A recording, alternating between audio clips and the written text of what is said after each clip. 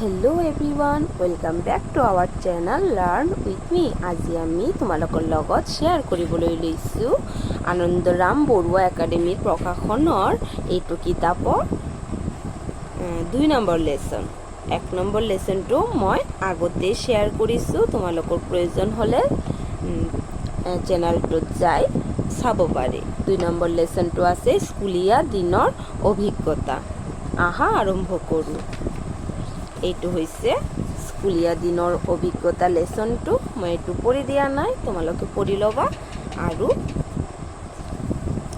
Question আনসাৰবিলাক আৰু শব্দাৰ্থ। আমি শব্দাৰ্থৰ পৰা আৰম্ভ কৰোঁ। আহা শব্দাৰ্থবিলাক হৈছে হজ মানে সাধু বা ভাল, আটিল মানে কোমল বা ঢিলা নোহোৱা, জৰিমনা মানে হৈছে জগৰৰ বাবে কৰা অৰ্থদণ্ড, স্মৃতি মানে হৈছে স্মৰণ বা সোঁৱৰণ। অতি চমুকৈ উত্তৰ দিয়া। প্ৰথম কুৱেশ্যনটো ক নম্বৰ কুৱেশ্যনটো হৈছে প্ৰাইজ বৃত্তি আদি পালে ছাত্ৰ গান্ধীৰ কেনে অনুভৱ হৈছিল।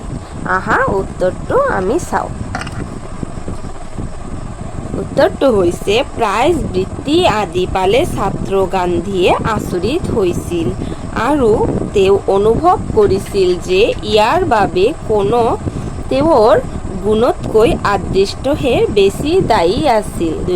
ক নম্বৰ কুৱেশ্যনটো হৈছে শাৰীৰিক ব্যায়ামৰ ক্ষেত্ৰত ছাত্ৰ গান্ধীৰ কি ভুল ধাৰণা আছিল।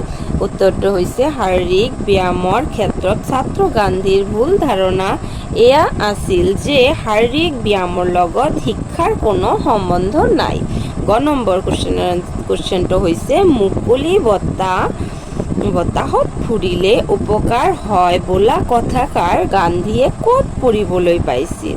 উত্তৰটো হৈছে মুকলি বতাহত ফুৰিলে উপকাৰ হয় বোলা কথাষাৰ ছাত্ৰ গান্ধীয়ে কিতাপত পঢ়িবলৈ পাইছিল। ঘ নম্বৰ কুৱেশ্যনটো হৈছে কি কথাত ছাত্ৰ গান্ধীৰ মনত বৰ বেজাৰ দিছিল। উত্তৰটো হৈছে এবাৰ এক শনিবাৰ পুৱা স্কুল বহুতে বেয়া বতৰৰ বাবে গান্ধীয়ে আবেলি স্কুললৈ গৈছিল। এই কথাটো প্ৰধান শিক্ষক জিমিয়ে বিশ্বাস নকৰাত গান্ধীৰ মনত বৰ বেজাৰ দিছিল। 5 নম্বৰ কুৱেশ্যনটো হৈছে শংকৰ পাণ্ডে ছাত্ৰ গান্ধীক কোনটো বিষয় পঢ়াইছিল। উত্তৰটো হৈছে শংকৰ পাণ্ডে ছাত্ৰ গান্ধীক সংস্কৃত পঢ়াইছিল। তাৰ পিছে কি আছে আমাৰ, তাৰ পিছে আছে 2 নম্বৰৰ কুৱেশ্যন চমুকৈ বুজাই লিখা। আহা আৰম্ভ কৰোঁ। তোমালোকৰ যদি এইটো ভিডিঅ'ৰ পৰা অলপ উপকৃত হয় তেনেহ'লে চেনেলটোক সাবস্ক্ৰাইব কৰি দিব, ভিডিঅ'টোক লাইক কৰিব আৰু কমেণ্টত জনাব কি প্ৰয়োজন আছে। আৰম্ভ কৰোঁ। ক নম্বৰ কুৱেশ্যনটো হৈছে শাৰীৰিক ব্যায়াম সম্পৰ্কে ছাত্ৰ গান্ধীৰ কেনে ভুল ধাৰণা আছিল। উত্তৰটো হৈছে উচ্চ শ্ৰেণীত খেলা আৰু শাৰীৰিক ব্যায়াম বাধ্যতামূলক আছিল, কিন্তু গান্ধীয়ে দুটা বিষয়কে বেয়া পাইছিল আৰু ইয়াৰ পৰা আঁতৰি থাকিছিল। তেতিয়া তেওঁ ভুল ধাৰণা আছিল যে শাৰীৰিক জ্ঞানৰ লগত শিক্ষাৰ কোনো সম্পৰ্ক নাই, কিন্তু পিছত গান্ধীয়ে বুজিব পাইছিল যে মানসিক বিকাশৰ বাবে শাৰীৰিক ব্যায়ামৰো প্ৰয়োজন আছে। খ নম্বৰ কুৱেশ্যনটো হৈছে হাতৰ আখৰ শিক্ষাৰ সম্পৰ্কে গান্ধীয়ে কেনে মনোভাৱ প্ৰকাশ কৰিছিল।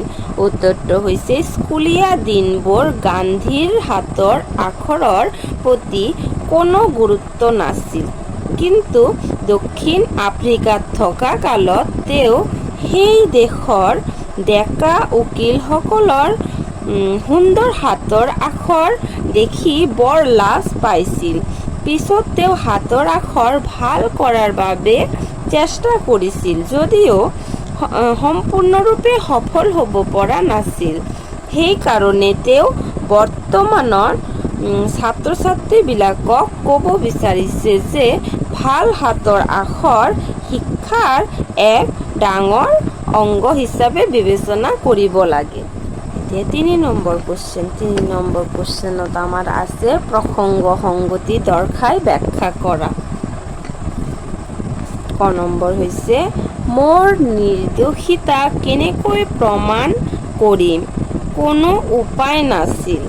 উত্তৰটো হৈছে উক্ত কথাষাৰ আমাৰ পাঠ্যপুথিৰ অন্তৰ্গত মোহনদাস কৰমচাঁদ গান্ধীয়ে ৰচনা কৰা আৰু অমিয় কুমাৰ দেৱে অনুবাদ কৰা স্কুলীয়া দিনৰ অভিজ্ঞতা নামৰ পাঠৰ পৰা তুলি দিয়া হৈছে। মিছা কোৱাৰ অপৰাধত এবাৰ গান্ধীয়ে শিক্ষকৰ পৰা অবিশ্বাসৰ পাত্ৰ হৈছিল আৰু জৰিমনাও দিব লগা হৈছিল। সেই প্ৰসংগত গান্ধীয়ে উক্ত কথাষাৰ কৈছিল। এবাৰ গান্ধীয়ে এক শনিবাৰ দিনা বেয়া বতৰৰ বাবে সময়মতে স্কুলত যাব নোৱাৰি আবেলি স্কুললৈ গৈছিল। এই কথাষাৰ প্ৰধান শিক্ষকে বিশ্বাস কৰা নাছিল আৰু তেওঁৰ ওপৰত জৰিমনা আৰোপ কৰিছিল। কিন্তু গান্ধীয়ে নিজৰ নিৰ্দোষিতা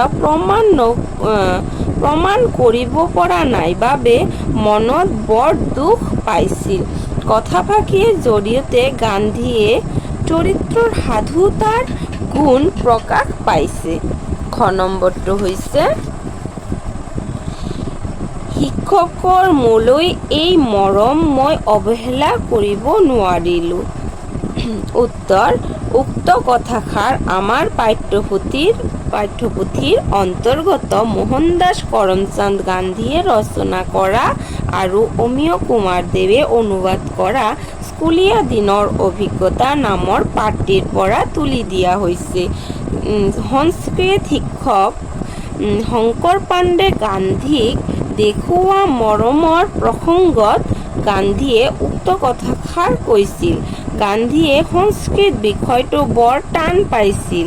সেয়ে তেওঁ এদিন ফাৰ্চী ক্লাছলৈ গৈছিল। সংস্কৃত শিক্ষকজনে কথাটো গম পাইছিল আৰু তেওঁক মাতি নি হিন্দু ল'ৰা হিচাপে সংস্কৃত পঢ়াৰ গুৰুত্ব বুজাই দিছিল আৰু সংস্কৃত বিষয়টো পঢ়োতে কিবা টান পালে তেওঁৰ ওচৰলৈ যাবলৈ কৈছিল।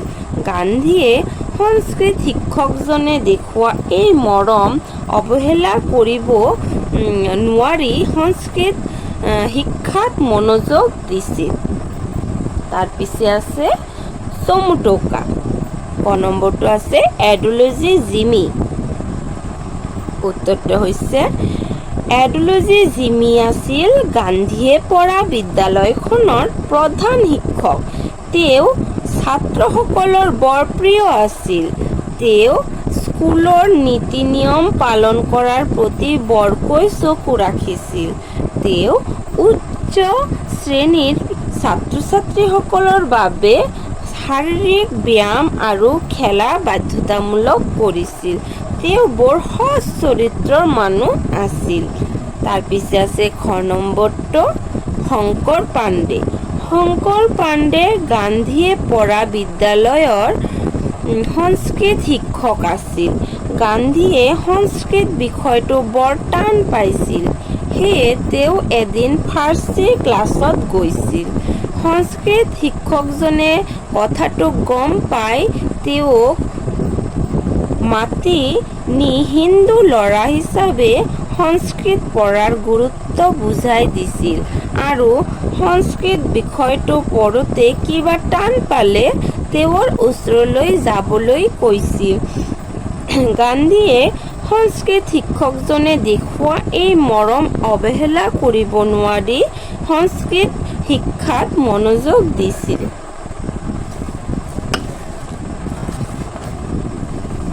ইয়াৰ পিছত আছে আমাৰ খালী ঠাই পূৰণ কৰা।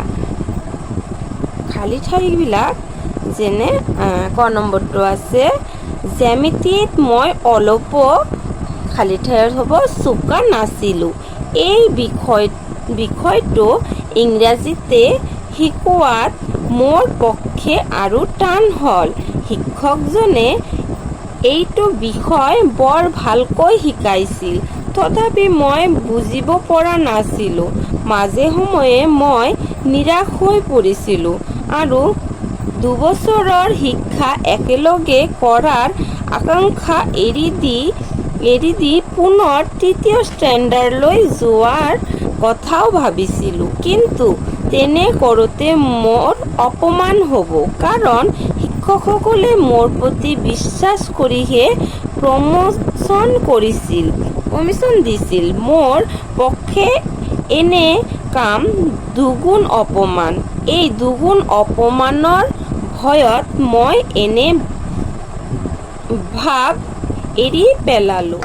খ নম্বৰটো হৈছে, যিয়েই হওক পৰিশ্ৰম কৰি ইউক্লিডৰ এওঁদক প্ৰতিজ্ঞা পাওঁতে হঠাতে এই বিষয়টো উজু বুলি মোৰ আগত প্ৰকাশিত হ'ল, যিটো বিষয়ত যুক্তিৰ প্ৰয়োগহে প্ৰয়োজন, সি কেতিয়াও টান হ'ব নোৱাৰে। তেতিয়াৰ পৰা জ্যামিতি বৰ উজু হৈ পৰিল। এইবিলাক হৈছে এই 2 নম্বৰ পাৰ্টটোৰ কুৱেশ্যন এনচাৰ। আপোনালোকে যদি এইটো ভিডিঅ'ৰ পৰা অলপ উপকৃত হৈ থাকে তেনেহ'লে ভিডিঅ'টোক লাইক কৰি দিব, চেনেলটোক ছাবস্ক্ৰাইব কৰিব, শ্বেয়াৰ কৰি দিব আৰু কমেণ্টত জনাব কি বিষয়ত আপোনালোকৰ প্ৰয়োজন আছে। থেংক ইউ, ধন্যবাদ। Thanks for watching.